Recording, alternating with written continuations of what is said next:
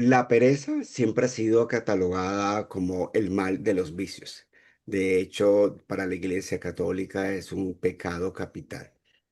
Y hoy en día, estar o sentir pereza prácticamente es un golpe al ego y te pueden estigmatizar, señalar, juzgar, excluir por tener pereza. Y lo han cambiado a términos como de ocio consciente cuando se han dado cuenta lo necesario y vital que es para nuestras vidas. En este programa de hoy de Emocionate, reconociendo las emociones, vamos a analizar la evolución de este término y por qué es tan importante que hoy lo trabajemos. Justo en una semana como hoy, donde no podemos estar debatiéndonos en estos días de que vienen de descanso, o trabajo o hago pereza, o me divierto o qué tengo que hacer para sentirme útil y si no hago nada, ¿cómo me voy a sentir? ¿Cómo? Entonces comienzan a crearse una serie de preguntas que hoy podemos darle una nueva luz. Y para esto, ¿qué más luz que para que nuestra querida Cecilia Jiménez, que nos acompaña hoy en nuestro programa, en este que se está convirtiendo en un hábito, ¿no? Los martes ahora a las 6 de la tarde, con este programa que traemos en el día de hoy. Buenas noches, Cecilia, ¿cómo estás? Hola Juan, buenas noches. ¿Todo bien por aquí? Hoy día vamos a trabajar un tema interesante, ¿no? Porque a veces cuando uno escucha eres un perezoso o eres un flojo, lo primero que uno siente es agresión y obviamente que uno piensa que la gente que, que no hace las cosas, que toma mucho tiempo o que simplemente se deja, es porque no tiene intención o voluntad, ¿no? Pero el día de hoy vamos a desglosar el tema desde un enfoque filosófico, psicológico y humano, ¿no? Para entender. Y también astrológico, porque date cuenta que es un programa que justo cae cuando vamos comenzando un signo de Aries. Y el signo de Aries es como yo salgo adelante y teniendo dos cronocatores como son a Saturno y a Júpiter ubicados aquí, donde están invitando a toda la energía del mundo como a salir por lo que quiere, por lo que desea, pero igualmente se encuentra esta resistencia de no quiero hacerlo, hay algo de mí que no quiere, pero también tengo el miedo a la pereza o a ser tildado perezoso si no lo hago. Entonces ahí vamos tomando forma. Inicialmente pienso que podemos hacerlo desde cuando el hombre inicialmente comenzó a darse cuenta de su ser y cuando era considerado como un alma, los grandes filósofos se dieron cuenta que su única función era como pensar, como sentirse, ¿ok? Y por eso era muy importante que habían personas que se dedicaban al trabajo y otras se dedicaban a pensar. Y para eso se dedicaban los grandes eruditos como, y les pagaban sencillamente por eso, por pensar, por hacer. Y aquel que no hacía alguno de los dos, entonces sí era considerado como algo raro, porque de todos modos en unos estigmas como estos, había algo que hacer. Tenías que elegir qué era lo que estabas haciendo en ese momento. Y cuando vamos caminando ahí podemos encontrar libros como que El elogio a la pereza, ¿ya? Como que es necesario la pereza, ¿el por qué? Porque inicialmente luego de que el hombre se dedica a hacer, comienza a hacer un producto de una era industrial donde tiene que producir.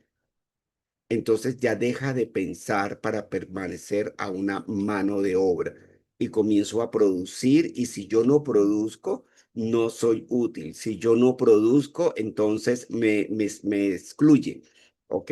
Y todavía hoy en día muchos de nosotros podemos estar diciéndonos como que el que no sirve para trabajar, entonces no sirve para vivir, o el que no produce no tiene un valor o como que lo levantaban a uno temprano, como que levántese que hay algo que hacer, aquí no hay pereza, aquí no voy a criar flojos, aquí no voy a criar perezosos. Entonces, una parte de nosotros creó con esa estima como que el trabajo era completamente importante e innecesario para poder estar en la vida. Y eso es algo filosófico que venimos trabajando. ¿Qué te parece esta primera parte? Es un enfoque, bueno, que ha ido progresando, ¿no? Va, como todo se va transformando. lo que yo les traigo más bien es un enfoque más Aquí, psicológico, ¿no? De necesario repente del para poder estar desarrollo en esa humano, en un trabajo. que da una explicación a todo este enfoque, pero de cómo llegas a esa situación de pereza extrema, de flojera, ¿no? Y es que no sucede de un momento a otro, es un proceso. Y de acuerdo a los especialistas en desarrollo humano, empieza en la infancia y tiene que ver con cosas que nosotros hacemos con nuestros hijos sin darnos cuenta. Por ejemplo, cuando los sobreprotegemos de todo, los dejamos como en una cápsula, ¿no? Y en esa cápsula hay falta de exigencia, hacemos las cosas por ellos y ellos que hacen no desarrollan su propia autonomía, no aprenden a enfrentar desafíos. En otros casos, cuando tú haces todo por ellos, tienen una tolerancia muy baja a la frustración y obviamente al esfuerzo. ¿Por qué? Porque les estamos enseñando que no necesitan esforzarse para obtener todo aquello que necesitan. Entonces, como padres, desde otro enfoque, también es un tema de conocimiento y de equilibrio, porque cuando uno está cuidando a un ser pequeño, a un hijo, a un familiar, tratas de facilitarles la vida, ¿no? Tratas de que sean felices. Pero a veces tenemos que también entender que los niños desde muy pequeños deben tener sus propios triunfos, deben hacer cosas que les provoquen satisfacción por sus propios medios, ¿no?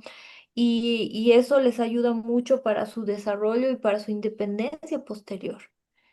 Entonces, esa tolerancia tiene que ir aumentando y entendiendo el niño que el esfuerzo sí es parte de ese desarrollo, ¿no?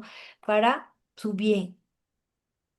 Eso sería desde el enfoque, digamos, de la terapia de desarrollo, de la psicología de desarrollo humano, ¿no? También hay otro lado en la que se habla de que las críticas exageradas, la obsesión con la perfección, con la exigencia extrema por parte de los padres hacia los hijos, lo que genera posteriormente es que el niño, el joven, empiece a inhibir conductas por propia protección. Digamos que Freud nos diría de un superego muy exigente, muy castigador, que uno lo aprende del exterior. ¿Por qué? Porque cuando eres niño estás en neutro, ¿no? Tu mente está vacía, vas adquiriendo cosas, pero si tienes papás demasiado exigentes, obsesivos con la perfección, lo que sucede es que tú vas a aprender a defenderte y la manera de defenderse va a ser bloquear tu mente de todas esas críticas y exigencias. ¿Y qué va a generar eso? Una evitación a nivel de conducta, o sea, vas a evitar hacer las cosas para no recibir la crítica porque normalmente está enfocado y no se reconocen los pequeños esfuerzos y las pequeñas metas que el individuo está generando. Y entonces la pereza se vuelve una defensa. Una hermosa y maravillosa defensa, por llamarlo así, ¿no? Pero cuando nos damos cuenta que ya no somos niños, no podemos seguir utilizando esa defensa. Tenemos que reevaluarnos y replantearnos realmente cuál es nuestro objetivo. Si nosotros miramos la pereza desde el punto de vista neuropsiquiátrico, podemos darnos cuenta que estamos hablando de una disfunción ejecutiva. ¿Y por qué hay una disfunción ejecutiva? Porque tú bien lo decías, Cecilia, ahorita, el cerebro necesita sentir que tiene una recompensa. Y si yo no tengo esa recompensa, pues no me muevo.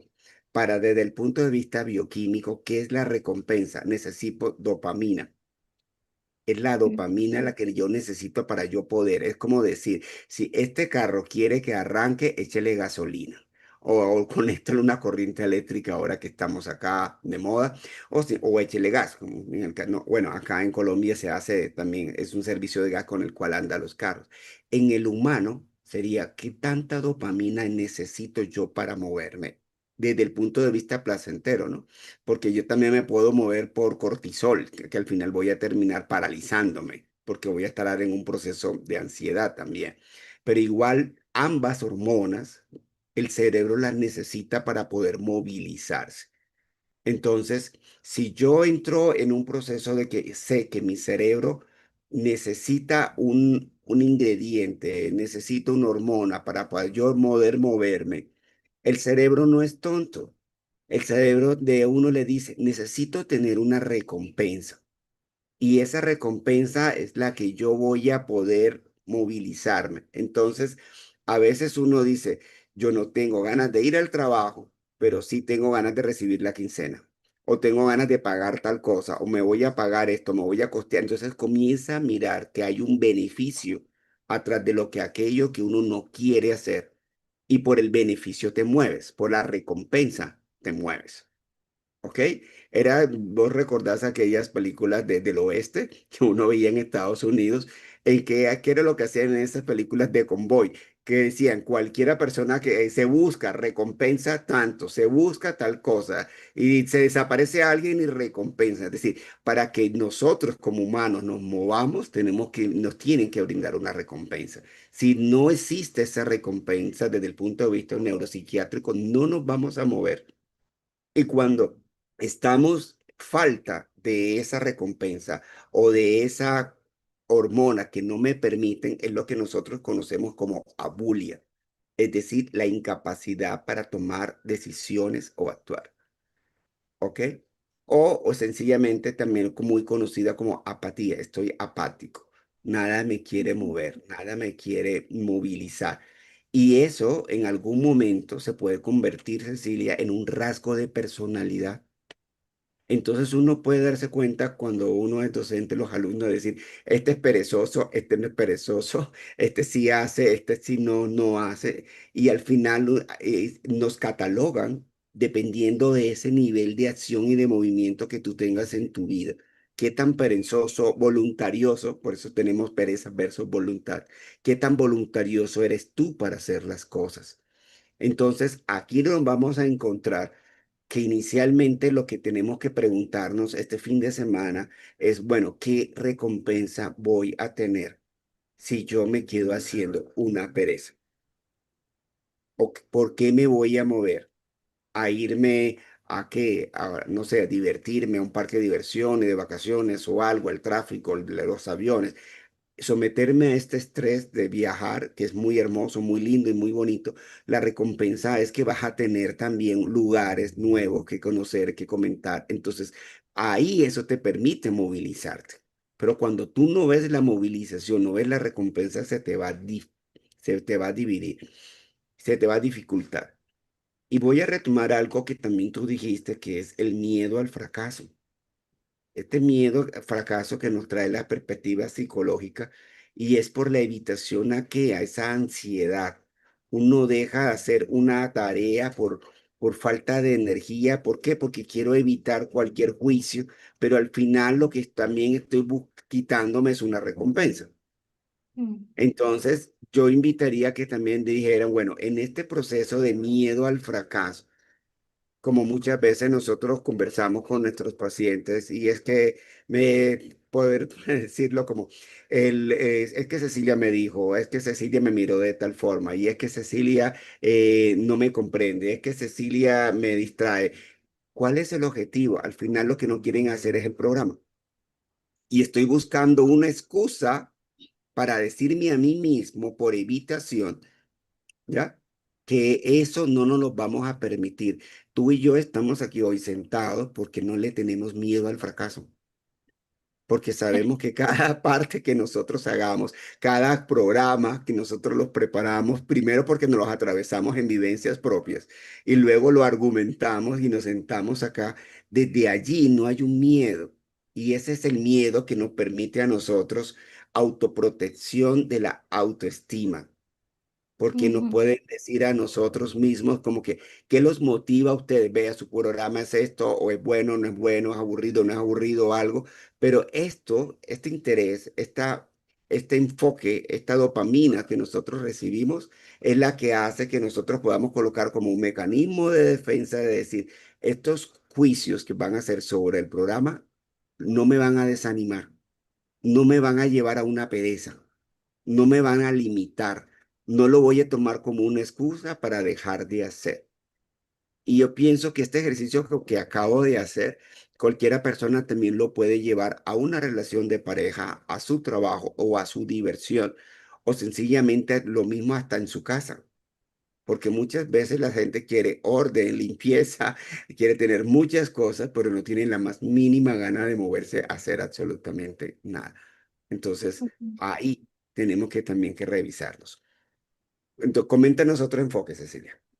Ahora yo quiero hablar de algo bien interesante porque si bien existen factores como los padres, la educación, el entorno, la escuela, de repente no en la escuela se mide mucho por resultado y no por proceso. Entonces, ¿qué sucede? El niño o el estudiante se desmotiva, ¿no? ¿Por qué? Porque se lo califica, como tú decías, ¿no? Y a veces el proceso importante en este tema de la educación es que se califique los pequeños procesos y no se evalúa a la persona en relación a los mismos, ¿no? Como eres mal alumno, eres buen alumno, o sea, estás progresando más lentamente o dentro de la norma, pero es bien importante. ¿Por qué? Porque hay niños que necesitan ese refuerzo y si no, se genera una sustracción, una, un- una burbuja de protección hacia el entorno, ¿no? Entonces tenemos que cuidar también el ego de nuestros niños, de nuestros jóvenes, en ese caso. Ahora, hay otras situaciones que son situaciones de vulnerabilidad donde lo que sucede es que el fracaso se repite y se repite y se repite y la persona empieza a creer que realmente no tiene la capacidad de lograr las cosas. Y esto se da porque existen situaciones en la vida en las que no está, en que la respuesta, como tú decías, la recompensa llega a veces, pero a veces no haciendo lo mismo, ¿no? Entonces, ¿qué sucede? En una situación generas un informe, te lo aprueban, utilizas el mismo método para hacerlo de nuevo y no te lo aprueban y no te explican por qué o te botan del trabajo. Entonces, ¿qué genera eso en la mente de la persona? Que ya tenga miedo a responder. ¿Por qué? Porque la recompensa que se les da es intermitente, a veces sucede y a veces no. Entonces eso te quita la sensación de control de tu entorno y lo que tiende a hacer el ser humano cuando sucede eso es dejar de actuar. Había un caso que decía, ¿no? Que era un pez enorme en una pecera pequeña y la pecera es dividida en dos partes, ¿no? En una está el pez enorme y en el otro muchos pequeños peces. Y le ponen un vidrio en el medio para que el pez enorme no pueda comerse a los pequeños, ¿no? Al primer día el enorme pez va y se golpea con el vidrio, el segundo día también, pero el tercero ya no vuelve a golpearse. Y los pequeños peces se dan cuenta que el otro no tiene acceso a su espacio. Entonces, ¿qué sucede? Que esos pequeños peces están libres, felices y se mueven, ¿no? En cambio, el otro está aprendiendo que haga lo que haga, no tiene acceso al otro lado. Pasan los días y se quita el vidrio del medio y los peces pequeños empiezan a inspeccionar, a investigar en toda la pecera. Pero el pez grande, ¿qué hace? No reacciona y se da cuenta de que en ese momento ya puede comerse a los pequeños peces. Lo que hace es ponerse en una esquina con la cabeza agachada y muere. ¿Por qué? Porque el entorno le estaba dando una información errada que él no comprendía y al final eso le genera una incapacidad de movimiento y de alguna manera algo en él muere, ¿no? Entonces, esas dinámicas en las que muchas veces los profesionales nos manejamos, ¿no? En el trabajo te contratan, pero te dan 3 meses de contrato, entonces no sabes si te van a renovar, a veces te renuevan, a veces no te renuevan, te está generando obviamente mucha ansiedad, mucho estrés, y eso que genera en el cuerpo una respuesta. ¿Por qué? Porque el cerebro siempre va a tender a cuidarnos y a cuidar que nuestra energía sea suficiente, ¿no? Y en situaciones en las que la ansiedad aumenta, se cronifica y se mantiene, pues el resultado va a ser que el cerebro se apague y se apague con una intención única de protegernos, pero vamos a estar desmotivados, vamos a estar con miedo, con un estrés continuo y eso nos va a enfermar. Excelente intervención la que acabas de hacer y muy al lugar en estos momentos, porque esa ansiedad de la que tú hablas que se produce es la que muchas personas están conociendo ahorita como procrastinación. Y es el deseo de hacer algo o de hacer una tarea, pero hay un bloqueo emocional que se los está impidiendo. No es pereza. Entonces, muchas veces cuando nosotros elegimos tener un mundo de tareas por hacer, o que nos cargamos de tarea en el trabajo o en el hogar o con los pacientes también, o muchas veces elegimos muchos estudios para poder hacer, llegará el momento en que tú no puedas jerarquizar cuál es el orden o la prioridad que tú le tienes que dar a cada cosa. Y en ese orden, mientras lo haces, para algunas personas es fácil y lo realizan y lo llevan a cabo, para otras personas no. Y eso, esto es un síntoma del de TDAH.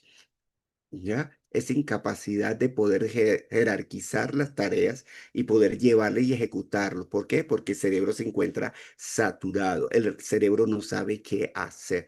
Lo mismo le puede ocurrir a una persona en un estado de shock cuando recibe un diagnóstico de alguna enfermedad.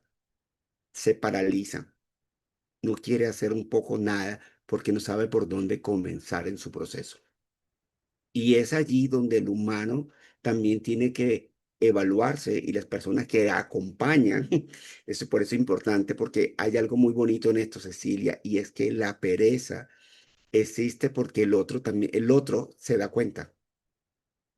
Es decir, yo puedo tener pereza, pero si no tengo nadie ni nada que me diga nada, nadie, entonces yo lo puedo calificar como algo normativo, como algo que está bien dormir, estar bien ver televisión, estar, hasta cuando hay alguien que me coloca la etiqueta, no me doy cuenta que estoy teniendo una actitud de procrastinación o que estoy teniendo un hábito de evadirme, como tú lo acabas de decir, o hay algo bioquímico en mí que no está que está ocurriendo, como una falta de dopamina, una disfunción o un exceso de cortisol. Y es importante que esto que último que tú acabas de anotar, que cuando todas esas decisiones se acumulan, cuando todos esos trabajos se acumulan y no tengo un orden, estoy llegando a una etapa que el del burnout, es decir, me quemo. Y quizás muchas personas ahorita en Semana Santa lo que van a hacer es una recuperación de su cuerpo, tanto físico como mental y emocional, porque como empezamos el trabajo de hoy, y me cuesta un poquito coordinar las ideas porque son muchas las que estamos trabajando en este día, es como que comenzamos hablando de la pereza como el ser, como lo humano. Pasamos por la parte filosófica donde el trabajo se vuelve un eje primordial y depende del trabajo que tú hagas, eres evaluado como calificativo o no de la pereza. Luego miramos que existe una parte psicológica en el ser humano que acompaña a esa parte. Pero el último llegamos a que todo el tiempo enfocados hacia la producción, al ser, al sentir, al éxito, al que tengo que ver, al que me tengo, me lleva a un extremo y es el de quemarme. Entonces miren cómo comenzamos en un polo y terminamos en el otro. Y cuando nosotros damos cuenta de eso, podemos entrar en procesos de autocastigo y autolimitación como no soy suficiente. No puedo dar más de mí. Es que esperan más de mí y no lo puedo dar. Que no sé si te ha pasado, Cecilia, cuando vos comienzas a conversar con tus pacientes y uno les dice, ¿qué fue lo que hiciste mes por mes para poder llegar a este estado? Porque este estado tú llegas no de un día a otro. Este estado llega porque has tenido meses tomándote sorbos de cortisol, sorbos de exceso de trabajo, sorbos, y cuando ya llegan a consulta es porque ya realmente está el tanque lleno. Y es lo que hay que averiguar, ¿qué fue lo que se tomó?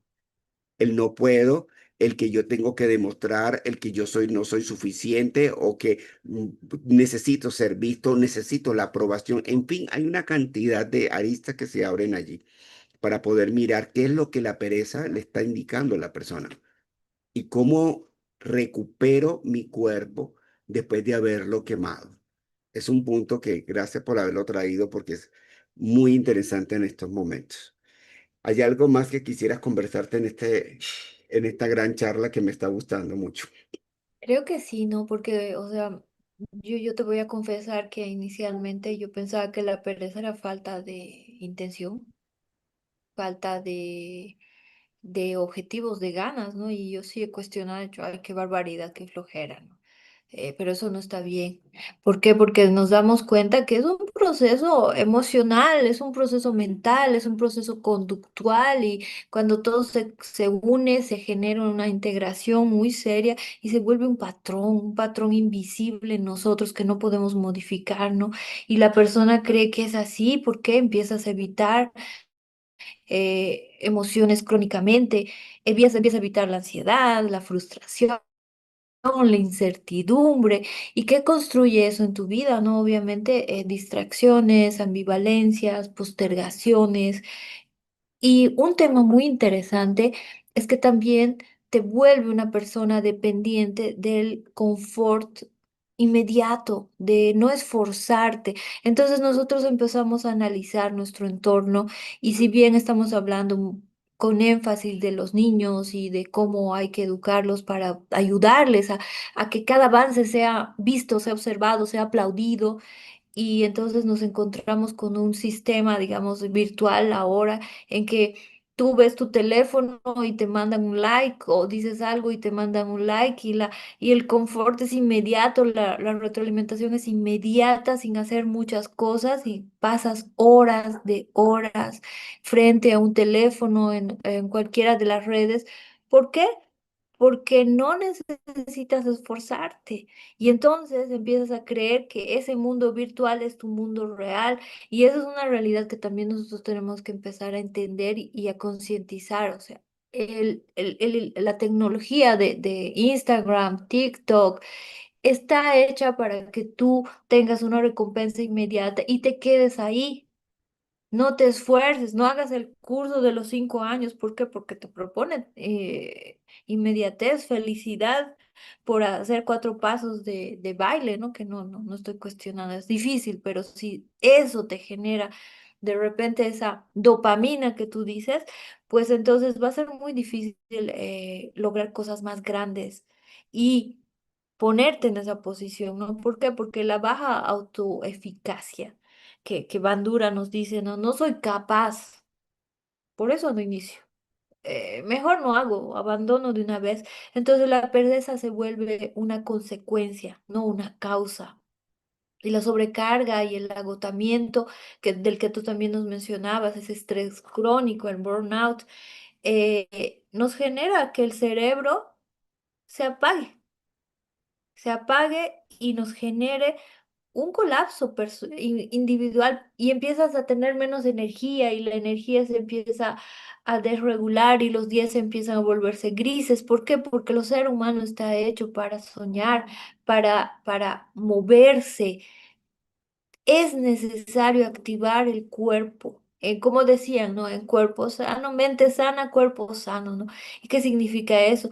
Que tomemos todas las áreas y entendamos que tenemos que usar nuestra mente, tenemos que usar nuestro cuerpo y tenemos que generarnos motivaciones.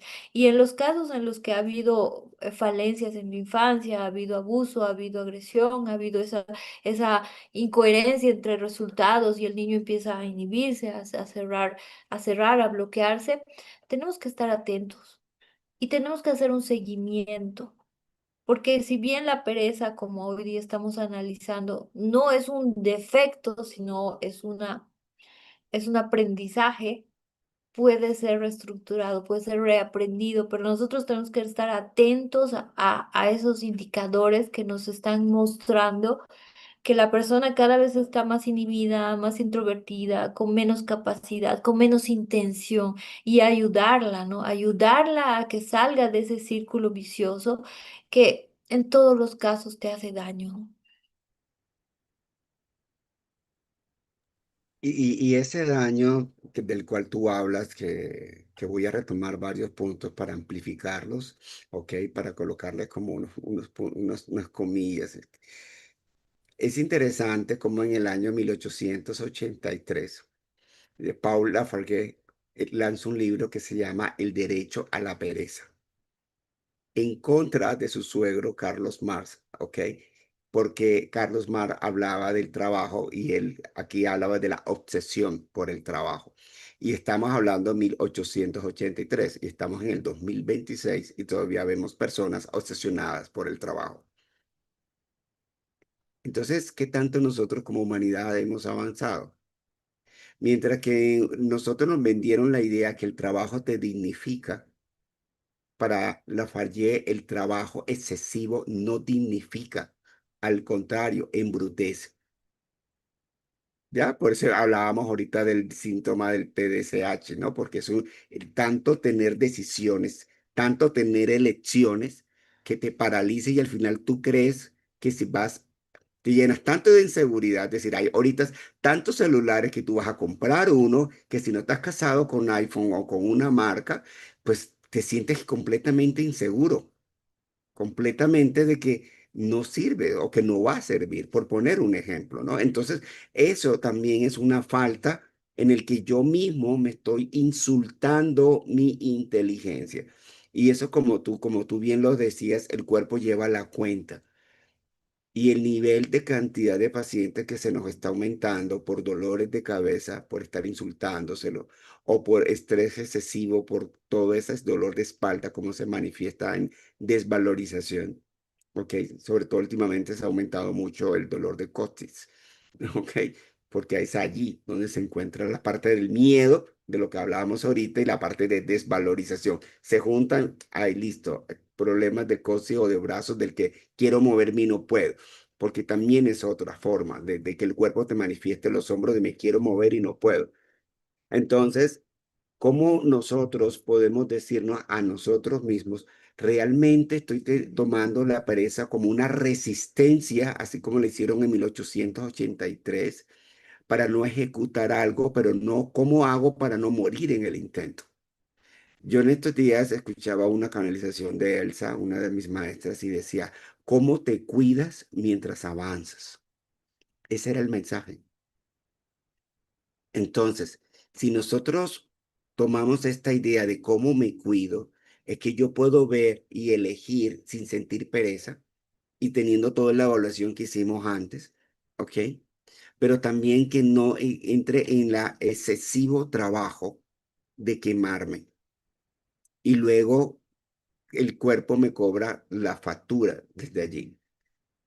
Y nosotros ahorita tenemos también, como decía Bertrand Russell, hablando sobre el elogio del ocio. Y todo hoy en día hay una cantidad de videos del ocio consciente. Y estamos hablando que él escribió el elogio de la ociosidad en 1932. Es decir, estamos de alguna manera retomando conceptos porque nos estamos viendo que ese camino del trabajo y trabajo y trabajo, el cuerpo hoy en día está cobrándotelo, te está llevando a decir, para, detente, frénate los pies, mira qué es lo que te está pasando y si tus afueras no te califican de perezoso o tú no te autocalificas de perezoso, el DSM-5 te lo va a calificar de alguna manera. Cuando vayas a algún diagnóstico, a un psicólogo, a un psiquiatra, te lo va a calificar porque eso es una parte de la etiqueta. Entonces, pensemos también por otro punto, es como la pereza también puede ser, Cecilia, como decía Víctor Frank, un- una falta de sentido, que también es eso bastante importante. No tengo sentido para moverme, cuya base tú bien las dijiste de esos apegos infantiles que al final terminan paralizándome y no tengo una motivación para moverlo desde allí. Entonces, es muy bonito que hoy, en este puente que tenemos nosotros, por llamarlo así, aquí en Colombia lo llamamos puente, no sé cómo lo llaman allá, festivos o algo así, podamos dedicarnos este tiempo a decir realmente en dónde estoy ubicado yo. Estoy ubicado en pereza como hábito, estoy ubicado en procrastinación porque tengo ansiedad o porque estoy tan quemado que ya mi cuerpo no me da más o realmente tengo una apatía porque bioquímicamente me he dado cuenta que no soy apto para una cantidad de trabajos al tiempo porque no tengo ninguna motivación. Entonces, esta es la reflexión y en un próximo programa, para salir de la pereza, tenemos que tener mucha voluntad. Hablemos de la voluntad. ¿Qué te parece, Cecilia? Como contraparte de este programa. Perfecto, perfecto, es entender las cosas con profundidad, porque ahí nosotros vamos a podernos dar respuestas, ¿no? Y como tú decías, también tenemos que defender el ocio que nos permite reflexionar, que nos permite ponernos en una posición de contemplación, de observación. Entonces, no confundamos el fin de semana como un momento también de trabajo, ¿no? Nos hemos vuelto obsesivos, ¿no? Y hay mucha gente que trabaja de domingo a domingo y no para, y el cuerpo necesita parar de vez en cuando, no todo el día. No todo el tiempo, pero sí a veces. Y en esos momentos de ocio tenemos que disfrutarlos, tenemos que valorar. ¿Por qué? Porque nos permiten crear, nos permiten observar y por encima de todo nos permiten crecer, ¿no? Sí, es bonito, Cecilia, también mirar lo que lo tomo esto último por un paciente que atendí hoy, en todas las cosas que hacía, eh, si su intención era encontrarse a sí mismo, pero lo estaba haciendo con la intención de ser visto y no ocuparse de él. Pero lo que estaba haciendo era cambiándole la intención es como me amo, puedo amplificar este estudio, como me amo, puedo hacer este deporte, como me amo y me quiero, me puedo ir a pintar, como me amo y me quiero, voy a compartir un rato con mi familia. Entonces, también podemos verle y darle un enfoque a aquello que nosotros hacemos, porque la idea no es paralizarlo, sino que decir cuál es la intención que hay detrás de hacer algo. Y eso quizás también, como lo decíamos, que eso lleva mucho a la autoestima, puede ayudarte en tu proceso de autoestima. Estás haciendo cosas que ames y que te están dando y no que te están.